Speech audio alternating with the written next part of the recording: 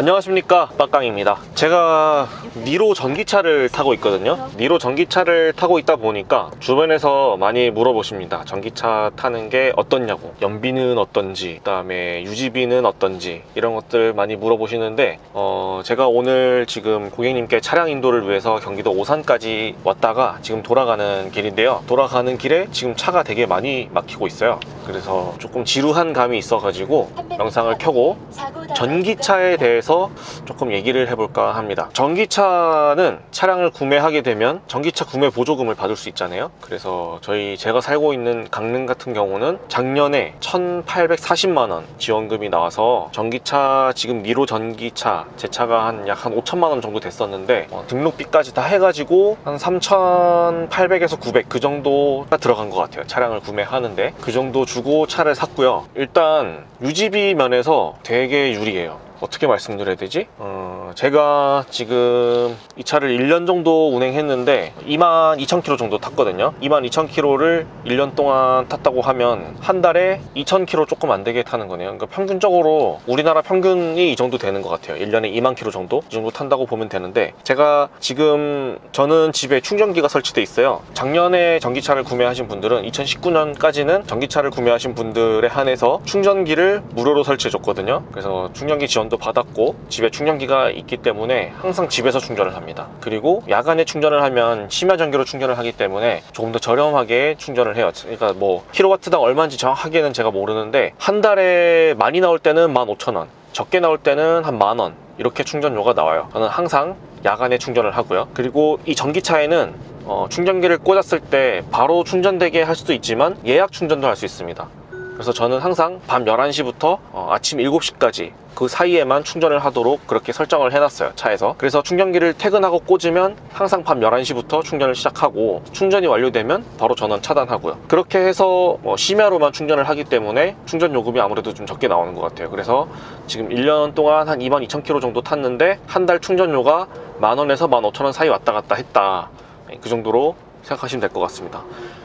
제가 급격한 예를 들자면, 이 차를 사기 전까지, 니로 전기차를 사기 전까지 스팅어 3.3 트윈터보를 탔었거든요.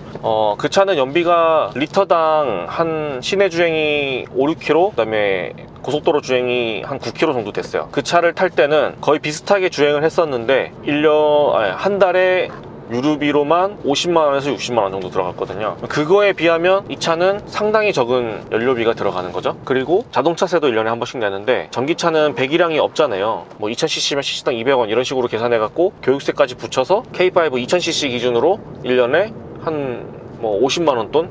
그 정도 되잖아요. 근데 전기차는 1년에 13만원이에요. 자동차세를 1년에 13만원씩 낸다. 그래서 유지비 측면에서는 상당히 저렴하고, 제가 지금 또 여기 경기도 오산까지 왔는데, 원래 일반적인 승용차를 타고 왔으면 통행료가 편도 11,000원, 왕복 22,000원인데 제가 전기차를 타고 왔기 때문에 고속도로 통행료 50% 감면, 왕복이 11,000원이에요. 승용차를 타고 편도로 올 수 있는 만큼의 비용으로 왕복이 가능한 거죠. 이것도 되게 장점이에요. 그리고 공영 주차장도 50% 감면 받을 수 있어요. 주차할 때도 딱히 주차비 부담도 없고요. 주차비 사실 되게 아까웠거든요. 근데 전기차를 타고 나서는 거의 주차장 이용해요. 어디 막 골목에 세운다든가 그러지 않고 안전하게 주차장 이용하는 경우 되게 많고, 그리고 전기차의 특혜라고 봐야 되나? 공영 주차장에 전기차 충전기가 있으면 거의 그 자리는 비어 있거든요. 주차장이 거의 다 꽉 차 있어도 충전기가 있는 주차 자리는 거의 비어 있어요. 그래서 좀 혼잡한 곳에도 전기차를 가지고 들어가면 자리가 있어서 들어갈 수 있고, 이런 경험도 되게 많았어요. 행사장을 찾아갔는데 일반 승용차들은 다 주차 자리가 꽉 차 있기 때문에 자리가 없어서 제한을 두고 못 들어오게 막는데, 저는 전기차에 충전하러 왔어요 하니까 자리가 비어 있다고 바로 들어가게 해주고, 이런 경우도 있더라고요. 그럴 때 되게 전기차 타면서 뿌듯하게 느낀 경험이고요. 고속도로 통행료 50% 반값, 그 다음에 주차요금 50% 감면. 이 혜택도 이제 차량 운행하면서 되게 큰 혜택이고, 또 다른 장점은 차를 운행하는데 일단 전기차는 미션이 없잖아요. 미션이 없기 때문에 변속 충격, 좀 예민하신 분들은 느끼시는데, 사실 저는 별로 예민한 편이 아니라 가지고 차를 타면서 변속 충격 이런 거를 크게 불편하다고 느낀 적이 없고요. 또 오히려 저는 내연기관 차량 탈 때는 일부러 제가 수동 변속기처럼 패들 시프트 이용해서 변속하기도 하고 그렇게 운전을 했기 때문에, 또 원래 처음 차량, 두 번째 차량까지는 수동 변속기 차량을 탔었어요. 그래서 이 변속 충격에 대해서 크게 뭐 그런 건 없었는데, 전기차를 타고 난 이후부터는 내연기관차를 타면 변속 충격이 되게 크게 느껴지는 거예요. 전기차는 모터만 달려있기 때문에 그냥 전진 후진만 변환해주는 거거든요. 그래서 전진 후진만 변환해주니까 따로 변속기가 없어요. 그러니까 1단, 2단 이런 식으로 변속기가 없고 그냥 전진 아니면 후진, 그리고 엑셀 깊게 밟으면 빨리 가는 거, 엑셀 놓으면 천천히 가는 거, 이런 거니까 되게 단순하고 변속 충격이 없고, 그래서 되게 차가 부드럽게 느껴지고요. 그 다음에 잘 아시겠지만 전기차는 엔진이 없으니까 소음이 없어요. 엔진 소음이 없고 진동도 없고, 이런 거 되게 장점이에요. 차 되게 조용하고 음악을 들어도 되게 선명하게 잘 들리고, 이런 거 되게 좋고요. 내연기관차를 타면 시동을 걸자마자 바로 출발하면 차에 무리가 가고 뭐 이런 게 있잖아요. 엔진이 좀 가열된 후에 정상적인 뭐 토크나 마력이 나온다든가 정상적인 출력이 나온다든가 이런 게 있는데, 전기차는 전원을 온 하자마자 바로 출발해도 되고 도착하자마자 전원 꺼도 되고 이런 거니까 이것도 되게 편해요. 아침에 출근할 때도 뭐 좀 기다릴 필요도 없이 그냥 전원 켜면 그냥 바로 출발할 수 있으니까 이런 거 되게 좋고, 그리고 전기차는 전원이 들어오고 나서 엑셀을 밟으면 엑셀 밟는 순간 바로 최대 토크 나오잖아요. 내연기관차는 RPM이 올라가야지, RPM이 높아져야지 이 차의 최대 토크가 나오고 최대 마력이 나오는데, 전기차는 엑셀에다 발을 올리자마자 차가 팍 튀어나가기 때문에 추월을 할 때에도 되게 편하게 스트레스 없이 추월할 수 있고, 그 다음에 이제 신호대기 했다가 출발할 때, 그리고 내가 뭐 이렇게 3차선 끝차선에 서 있는데 저 건너편, 신호 건너편에 불법 주차가 돼 있다 그러면 제가 끼어들어야 되잖아요. 그때 신호대기 하고 있다가 켜지자마자 밟으면 바로 그냥 1등 바로 앞 치고 나가가지고 바로 차선 변경할 수 있고, 그런 스트레스가 없습니다, 주행할 때. 그런 것도 장점이고요. 일단 지금 여기 차가 막히는데 제가 지금 손을 놓고 타고 있잖아요. 발도 놓고 타고 있거든요.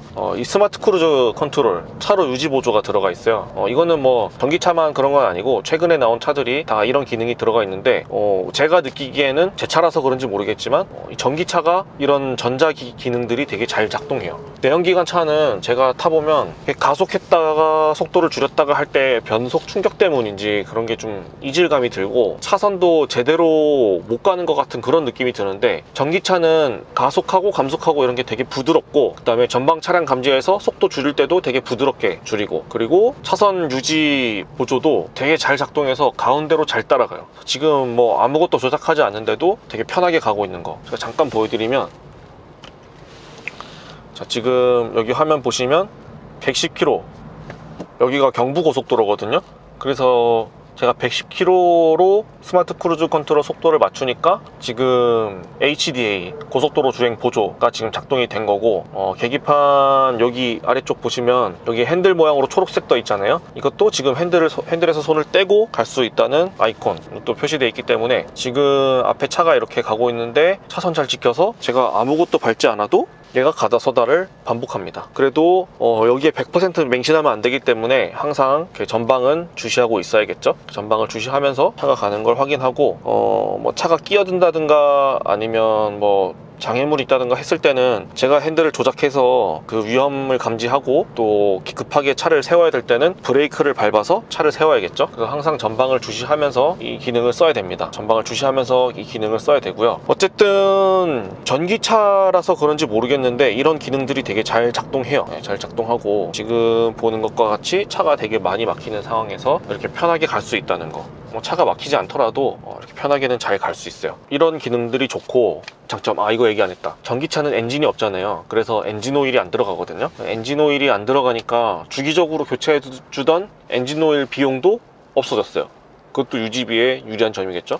엔진 오일 비용도 없어졌고, 브레이크 수명도 되게 길어요. 이게 왜냐면 전기차는 회생 제동이라고 해가지고 모터를 이렇게 굴리다가 브레이크를 밟지 않아도 이 모터의 저항으로 차를 세울 수 있거든요. 그래서 모터의 저항으로 차를 세우면서 거기서 나온 에너지를 또 배터리로 충전하기도 하고, 그래서 회생 제동을 이용해 가지고 감속을 하기 때문에 브레이크 패드, 디스크와 패드 이렇게 잡아주는 거 있잖아요.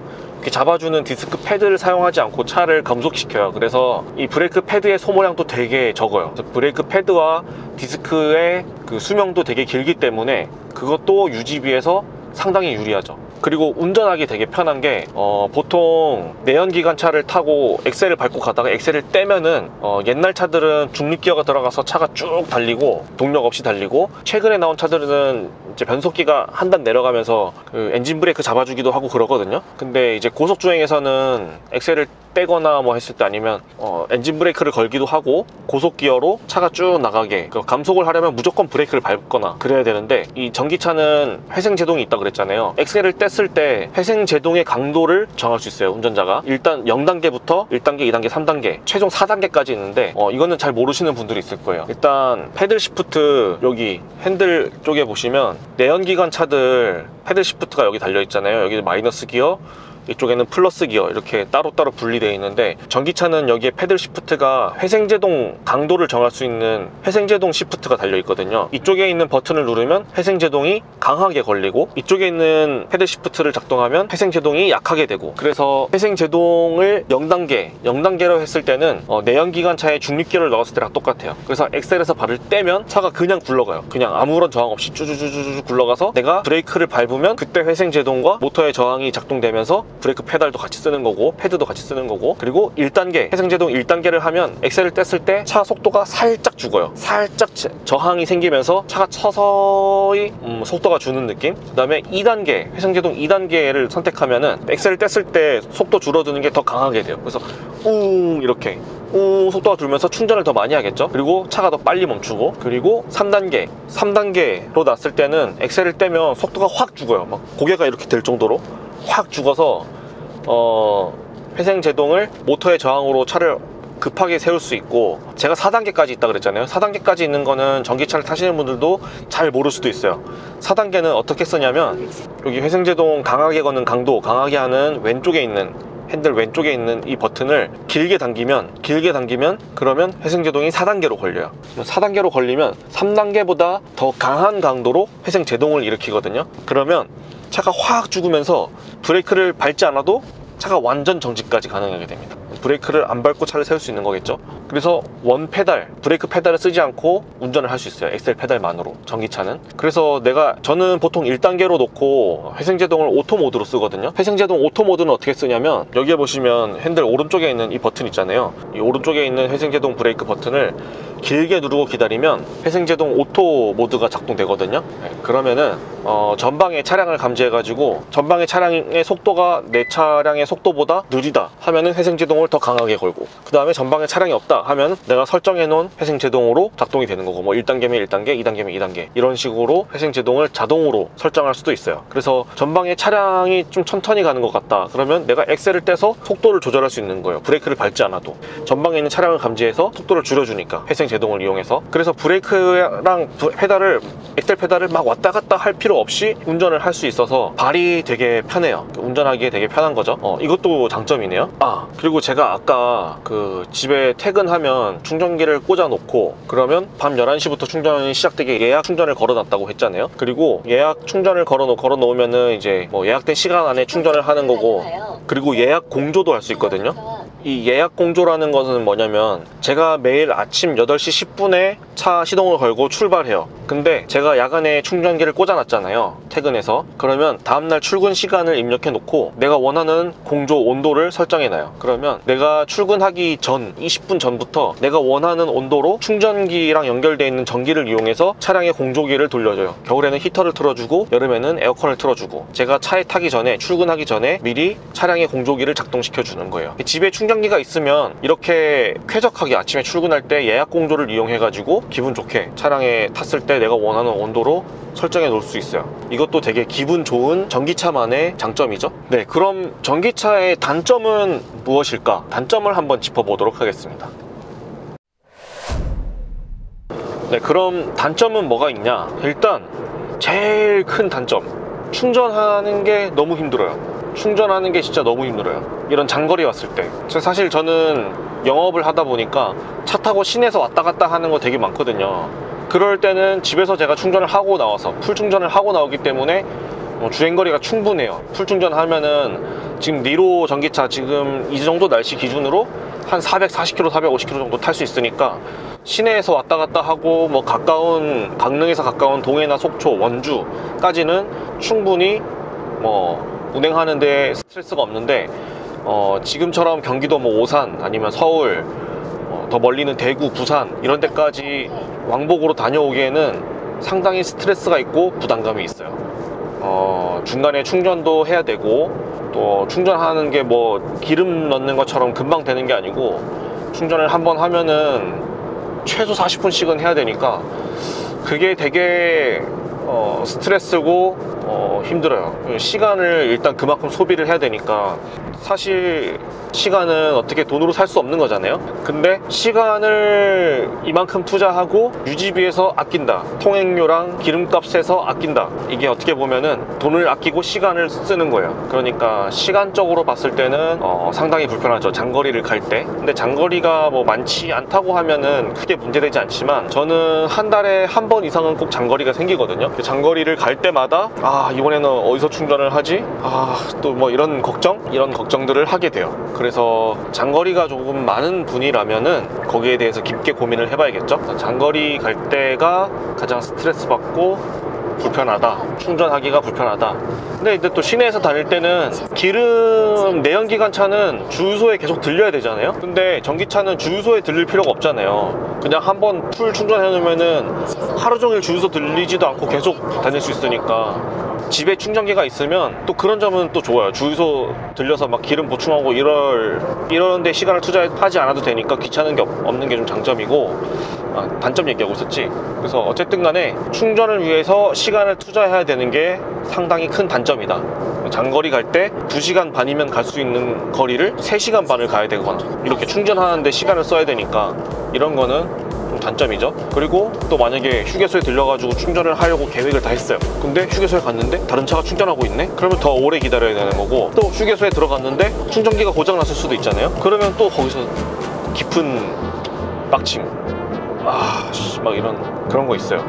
저도 몇 번 충전기 고장나가지고 어떡하지 막 주변에 충전기 찾아가고 막 이런 경험이 있었는데, 또 막 고속도로에서 멈출 뻔한 적도 있고, 그런 경험이 있고 나서는 뭐 만약에 잠깐 휴게소에 들려가지고 화장실을 다녀온다, 그때도 잠깐 10분이라도 충전을 해요, 무조건. 그래야지 나중에 충전할 수 있는 시간을 단축시켜가지고 집에 빨리 갈 수 있거든요. 집에 빨리 간다는 얘기는 퇴근을 빨리 한다는 얘기잖아요, 저는. 그래서 그렇게 시간을 아끼고, 만약에 오늘도 고객님 만나러 오산을 갔다 오는데 고객님 집 주변에, 고객님이 계신 곳 주변에 충전기가 있는지 살펴보고 거기서 잠깐 이제 고객님이랑 약속한 시간보다 조금 제가 한 20분 정도 빨리 왔어요. 그래서 그 20분 동안 가까운 곳에서 또 충전을 추가로 했고, 그랬는데도 불구하고 지금 집에 가면서 한번 충전을 해야 될 것 같아요.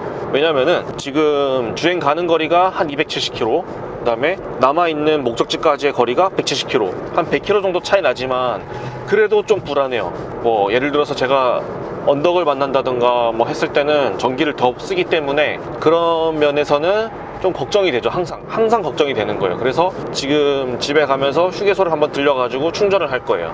그래서 지금 휴게소 거의 다 왔는데 점심도 못 먹고 해가지고 저녁 시간도 거의 다 다르고 해서 저녁을 먹으면서 충전을 할 거예요. 이렇게 생각하면 되게 좋은데, 만약에 제가 저녁 먹을 필요가 없어요, 배도 안 고프고, 그런데 차 주행거리가 얼마 남지 않았다, 그러면 무조건 충전소 가야 되는 거잖아요. 그런 게 좀 불편한 점이죠. 그래서 여기 들려가지고 지금 여기 덕평 휴게소를 들려서 충전을 하는 동안에 식사도 하고 갈 건데, 만약에 덕평 휴게소에 들어갔다, 그런데 충전기를 누군가가 사용하고 있다, 그러면 기다려야 되는 거고, 그럼 또 그만큼 시간 지체되는 거고, 충전기가 고장났다, 그러면 또 충전을 못 하는 거고, 그쵸? 만약에 누가 충전을 하고 있다고 하면은 한 번 충전할 때 누가 기다리고 있으면 40분씩 충전하는 게 에티켓이에요. 누군가가 또 기다리면 계속 나 혼자 충전할 수는 없는 거니까 40분 충전이 에티켓이거든요. 그래서 어쨌든 저보다 먼저 충전하고 있는 사람이 있어도 그 사람이 40분 동안 충전이 끝나면 다음에 제 차례가 되는 거겠죠. 그래서 옆에서 기다리거나 해야 돼요. 그런 게 좀 걱정이죠. 저도 지금 들어가면서 혹시 충전기가 고장나진 않았을까, 누군가가 충전을 하고 있진 않을까, 이런 걱정은 있어요. 지금 있는 상태로 하고, 사실 내비에서 그 충전기가 사용하고 있는 중인지 아닌지도 확인할 수 있거든요. 전기차는 충전기가 사용되고 있는지 아닌지도 확인할 수 있지만 지금 운전하면서 확인하기가 어려워서 일단은 들어왔습니다. 그래서 지금 충전기가 어디 있지? 전기차 충전기는 항상 이렇게 구석에 있어요. 그래서 그것도 좀 불편해요. 일단 충전기는 지금 아무도 사용을 안 하고 있습니다. 여기서 충전을 시켜 놓고 밥을 먹으면서 충전을 다 완료시킨 다음에 가겠습니다. 한 30-40분 정도 충전하면 될 것 같아요.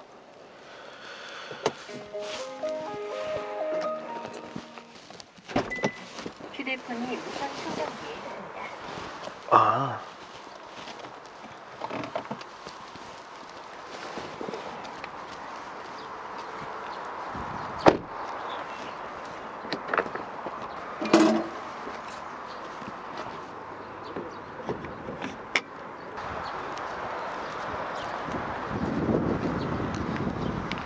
뭐야?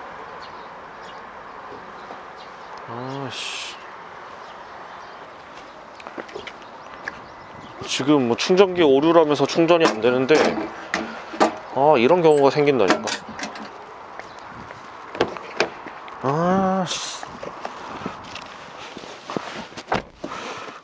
여러분, 이렇다니까요? 지금 충전을 제가 하러 왔잖아요.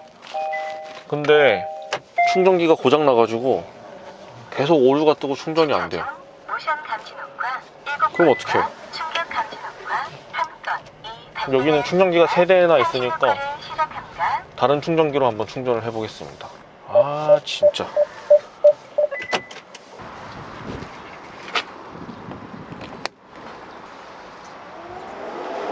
된다.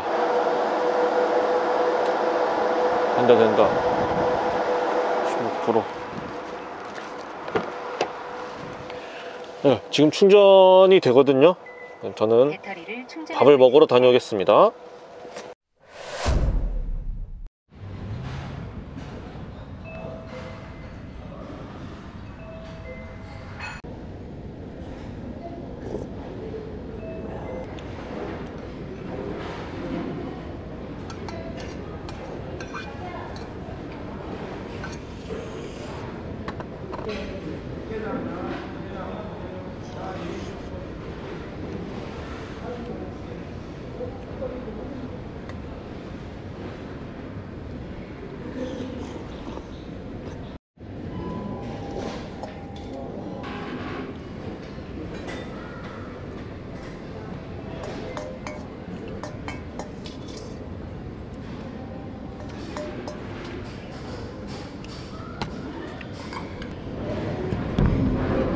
맛있어요.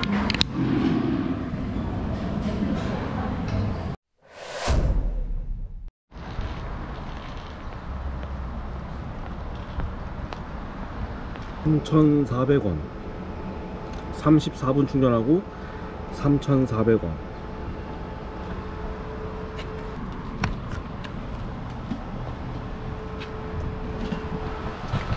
무거워.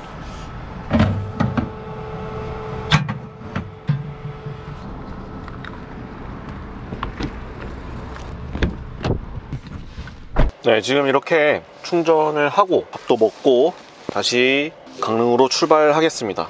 3,400원 충전을 했는데 여기는 휴게소 급속 충전을 저는 이용한 거고, 뭐 완속 충전기, 급속 충전기, 그 다음에 충전 언제 충전을 했느냐, 또 가정용 충전기, 그러니까 비공용 충전기, 이렇게 지금 여기는 공용 충전기잖아요. 이거 말고 집에서 충전하는 시설, 비공용 충전기, 저 혼자 사용하는 거, 또 심야에 충전하느냐, 이런 거에 따라서 충전 요금이 다 달라요. 지금은 고속도로 이용하면서 충전을 하는 경우, 이때는 저처럼 저녁 시간이나 뭐 점심시간에 충전하는 경우가 많겠죠. 이때는 제가 한 34분을 충전했는데 3,400원이 나왔어요. 3,400원어치 충전을 하니까 주행 가는 거리가 120km 정도 늘어났습니다. 계산은 여러분들이 해보시길 바라겠습니다. 저는 운전하느라 지금 계산이 안 되니까요.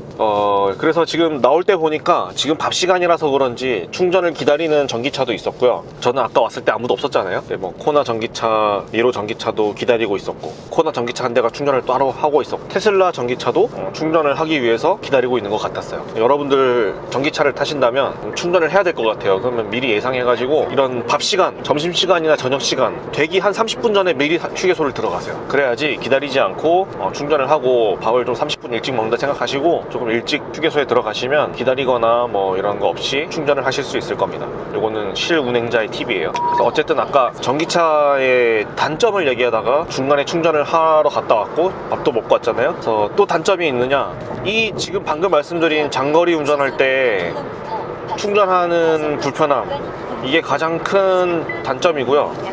그거 말고 다른 단점은 조금 자잘한 단점이에요. 뭐가 있냐면 전기차가 소리가 없잖아요. 엔진 소리가 안 나잖아요. 골목길 같은 데 갈 때 앞에 사람이 있으면 차가 오는지를 잘 몰라요. 정말 몰라요. 근데 또 그 차랑 사람이랑 딱 둘이 골목에 지나가고 있는데 제가 뭐 빵 이렇게 하기에는 또 너무 사람이 놀랄까봐 그거는 또 잘 못하고 해서 기다려요. 계속 사람이 비켜줄 때까지. 그런 경우가 되게 많아요. 뒤에 차가 오는지 모르는 경우.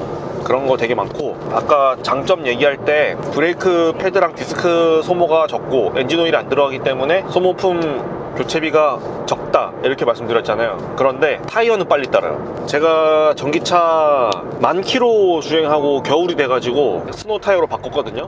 스노우 타이어를 교체하면서 보니까 앞 타이어가 진짜 엄청 많이 다른 거예요. 뒷 타이어는 거의 새 건데 이 차가 전륜 구동이잖아요. 전기 토크가 좋다 보니까 밟을 때마다 타이어가 팍팍 따는 거예요. 그래서 앞 타이어가 되게 많이 따랐더라고요. 그래서 스노우 타이어를 뺄 때는 순정 타이어 뒷 타이어를 앞 타이어에다 끼우고 또 다시 앞 타이어 쓰던 걸 뒷 타이어에다 끼웠는데 지금 또 다시 10,000km 넘게 탔잖아요. 그러고 보니까 또 앞 타이어가 엄청 많이 따랐어요. 타이어 소모량이 되게 많아요. 제가 느끼기에는 일반적인 내연기관 차에 비해서 되게 고출력 차량처럼 타이어가 되게 빨리 소모되는 것 같아요. 이거 말고는 단점이 없어요. 진짜 좋아요.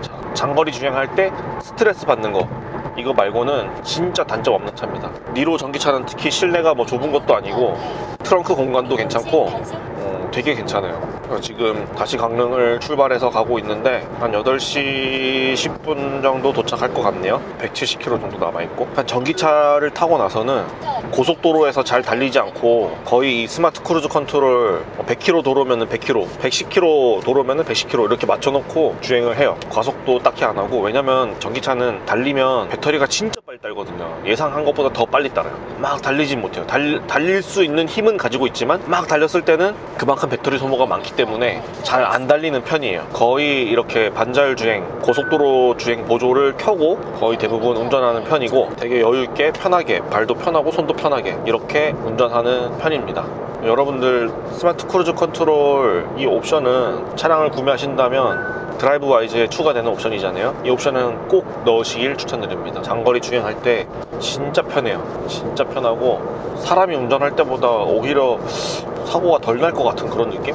근데 여기에 맹신하면 안 되는 게 기계다 보니까 오작동이 충분히 일어날 수 있거든요. 막 보면은 버스 뒷공문에 가서 막 갖다 받고 이런 경우도 생기잖아요. 그런 거 충분히 일어날 수 있는 게, 이게 레이더 센서로도 차량을 감지하기도 하지만 카메라도 감지를 하거든요. 전방에 차량이 있는지 없는지. 근데 요 카메라로 봤을 때 전방의 네모, 가로로 긴 네모, 승용차 뒷모습, 가로로 긴 네모, 그다음에 뭐 좀 큰 네모, 승합차, 이렇게 네모 박스로 전방에 뭐가 있는지 감지를 하는데, 이게 뭐 조그만 박스가 있다고 차를 멈춰 세우면 안 되는 거잖아요, 고속도로에서. 그래서 차량 크기의 네모난 박스가 감지되면은 그게 차량이다, 또 사람처럼 이렇게 길쭉한 네모가 감지된다, 그러면 그건 사람이다, 이런 식으로 판단을 해요, 컴퓨터가 소프트웨어로. 근데 오작동이 일어날 수 있는 거, 대형 버스가 있다, 근데 네모가 너무 크잖아요. 그런 거는 사람이나 뭐 차로 감지가 안 될 수도 있다는 거죠. 그래서 버스나 트럭에 충돌하는 이유가 사람이나 그 차로 감지가 안 돼서 그냥 주행해도 된다라고 차가 판단하는 거예요. 그런 경우가 생기기 때문에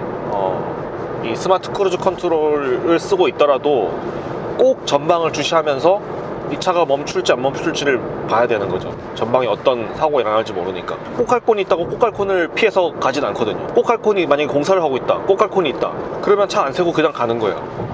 그런 경우에 위험하니까 꼭 전방을 주시하면서 이 스마트 크루즈 컨트롤 쓰시길 바랍니다. 그러면 저는 또 열심히 운전해서 집까지 가보도록 하겠습니다. 오늘 불금인데 벌써 6시 반이고, 오산 갔다가 지금 강릉 가면 영동고속도로 진짜 막힐 텐데 걱정입니다. 일단은 열심히 복귀해 보도록 하겠습니다. 일단 집에 가서 켤게요. 네, 여러분, 드디어 집에 왔습니다. 지금 시간은 8시 2분. 예상 시간보다 조금 빨리 왔죠? 네, 카메라 끄고 좀 달렸습니다. 와이프랑 애기들 보고 싶어가지고 좀 밟았습니다. 네, 이해해 주십시오. 오늘 불금인데 경기도 오산까지 다녀오면서 좀 퇴근이 늦었죠. 그래서 애들도 아마 저를 많이 기다리고 있을 거예요. 특히 와이프도. 그래서 지금 한번 들어가 보도록 하겠습니다. 집에 왔으니까 다시 충전을 해야겠죠. 이렇게 집에서는 충전기가 설치되어 있기 때문에 완속 충전기로 충전을 합니다. 아까 말씀드렸다시피 여기다가 충전기를 꽂으면 밤 11시부터 충전을 시작하도록 제가 설정을 해놨어요. 네, 여기는 저희 주차장이고요. 저희 애들 차도 이렇게 주차가 되어 있죠. 그래서 집으로 들어가 보도록 하겠습니다. 아빠 왔다.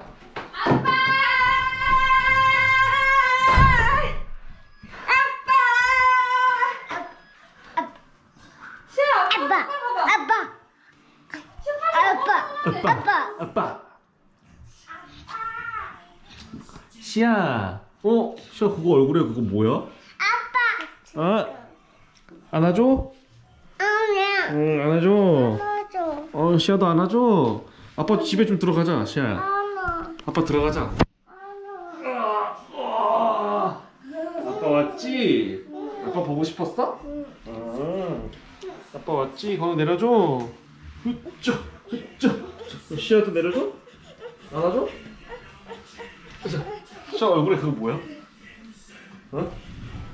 시아 얼굴에 그거 뭐야? 거울 볼래? 거울 봐봐. 얼굴에 그게 뭐야? 그게 뭐야? 시아.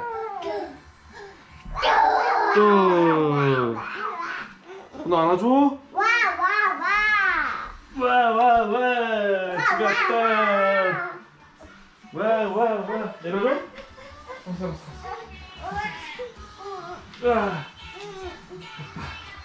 주세요.